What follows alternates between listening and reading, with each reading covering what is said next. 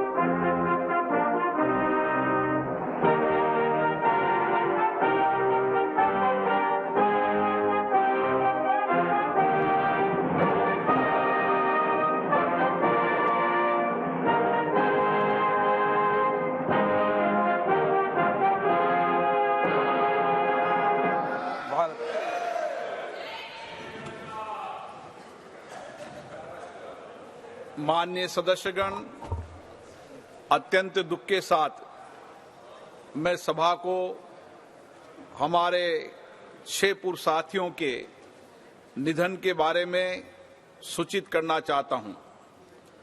श्री ताराचंद शिवाजी पटेल मध्य प्रदेश के खरगोन संसदीय निर्वाचन क्षेत्र से 13वीं लोकसभा के सदस्य थे। श्री पटेल ने कृषि संबंधी स्थायी समिति के सदस्य के रूप में कार्य किया। इससे पूर्व वे मध्य प्रदेश विधानसभा के सदस्य थे। श्री ताराचंद शिवाजी पटेल का निधन 18 सितंबर 2023 को 81 वर्ष की आयु में खरगोन मध्य प्रदेश में हुआ। श्री विजय कुमार यादव बिहार के नालंदा संसदीय निर्वाचन क्षेत्र से 7वीं, 8वीं और 10वीं लोकसभा के सदस्य थे। श्री यादव ने अनुसूचित जातियों तथा अनुसूचित जनजातियों के कल्याण संबंधी समिति, अधीनस्थ विधान संबंधी समिति तथा विशेषाधिकार संबंधी समिति के सदस्य रूप में कार्य किया। उन्होंने बिहार विधानसभा के सदस्य के रूप में भी कार्य किया। श्री विजय कुमार यादव का निधन 23 सितंबर 2023 को 94 वर्ष की आयु में नालंदा, बिहार में हुआ। श्री सरताज सिंह चटवाल मध्य प्रदेश के होशंगाबाद संसदीय निर्वाचन क्षेत्र से 9वीं, 10वीं, 11वीं, 12वीं तथा 14वीं लोकसभा के सदस्य थे। श्री चटवाल ने केंद्रीय स्वास्थ्य और परिवार कल्याण मंत्री के रूप में कार्य किया। इनका दीर्घकालीन संसदीय अनुभव रहा। श्री चटवाल ने विभिन्न संसदीय समितियों के सदस्य के रूप में भी अपनी सेवाएं प्रदान की। श्री सरताज सिंह चटवाल का निधन दिनांक 12 अक्टूबर 2023 को 83 वर्ष की आयु में भोपाल, मध्य प्रदेश में हुआ। श्री प्रताप सिंह चौहान गुजरात के पंचमहल संसदीय निर्वाचन क्षेत्र से 15वीं और 16वीं लोकसभा के सदस्य थे। श्री चौहान विभिन्न संसदीय समितियों के सदस्य रहे। उन्होंने गुजरात सरकार में उपमंत्री और राज्य मंत्री के रूप में भी अपनी सेवाएं दी तथा वे 5 कार्यकाल तक गुजरात विधानसभा के सदस्य भी रहे। श्री प्रताप सिंह चौहान का निधन 26 अक्टूबर 2023 को 82 वर्ष की आयु में पंचमहल, गुजरात में हुआ। श्री DB चंद्रगौड़ा कर्नाटक के तत्कालीन चिकमंगलूर संसदीय निर्वाचन क्षेत्र से 5वीं और 6वीं लोकसभा तथा बेंगलोर उत्तर संसदीय निर्वाचन क्षेत्र से 15वीं लोकसभा के सदस्य थे। श्री चंद्रगौड़ा राज्यसभा के सदस्य भी रहे। श्री चंद्रगौड़ा ने विभिन्न संसदीय समितियों के सदस्य के रूप में काम किया। श्री चंद्रगौड़ा ने कर्नाटक विधानसभा के अध्यक्ष के रूप में भी कार्य किया।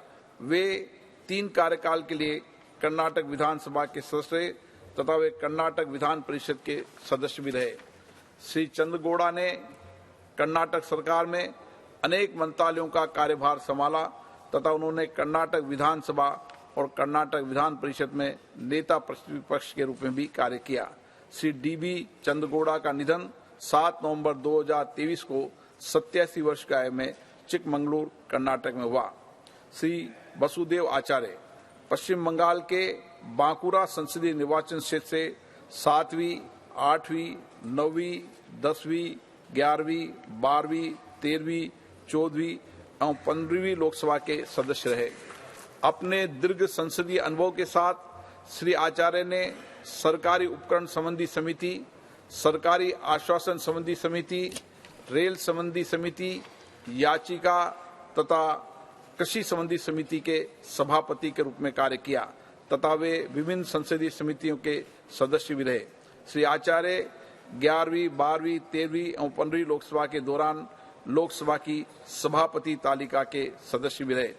श्री वसुदेव आचार्य का निधन 13 नवंबर 2023 को 81 वर्ष की आयु में हैदराबाद, तेलंगाना में हुआ। मैं अपने 6 पूर्व साथियों के निधन पर गहरा शोक व्यक्त करते हैं। ये सभा शोक संतप्त परिवार के प्रति गहरी संवेदना व्यक्त करती है। अब ये सभा दिवंगत आत्माओं के सम्मान में मौन रहेगी।